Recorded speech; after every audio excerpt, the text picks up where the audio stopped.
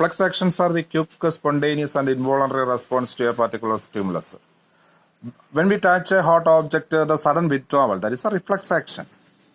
In reflex action, the stimulus is traveling in a path which is called as a reflex arc. It has the components such as the first, a receptor who receives the impulse.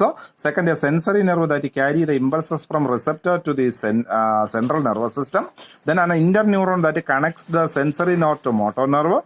The motor nerve which carry impulses from the interneuron to the body part, and that an affected organ which responds to the stimulus.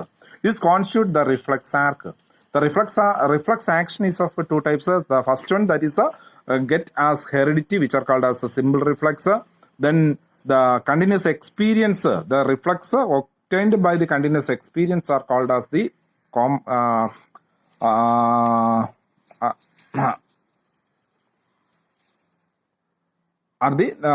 reflexes which are achieved by the continuous experience.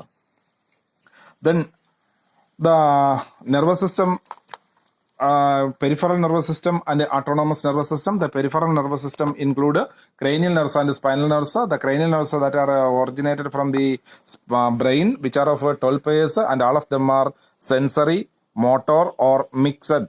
And these three types of nerves are met in the cranial nerves. The spinal nerves that are originated from the spinal cord, these are of 31 pairs, and all of them are mixed in nature. The autonomous nervous system, which is a part of the peripheral nervous system, it includes sympathetic system and a parasympathetic system. The sympathetic system is formed by the association of the nerve ganglions seen on either side of the vertebral column and the associated nerves. The parasympathetic system is formed by certain cranial and spinal nerves. When we face an emergency situation, the sympathetic system activates and it increases the heartbeat, respiratory rate, metabolic rate, etc. It dilates the pupil, it constricts the urinary bladder, etc. to overcome that emergency situation. After this, it retains its original position by the action of the parasympathetic system. Then certain disorders that affects to the nervous system. The first one, that is the Alzheimer's disease. It is due to the accumulation of certain proteins in brain.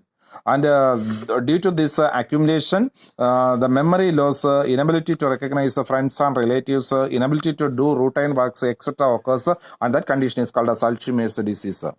The brain produces several types of neurotransmitters, and one of them is the dopamine. By the lack of dopamine, that causes a disease called Parkinson's disease. It leads to loss of body balance, irregular movements of muscles, shivering of the body, profuse salivation, etc. Then epilepsy. It is due to the continuous and irregular flow of electric current or electric charges in the brain. The symptoms include frothy discharges from mouth, clenching of teeth, unconsciousness, etc.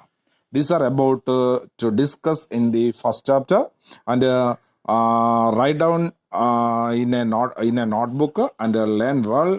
And after this, I send a question to attend the test paper. Okay.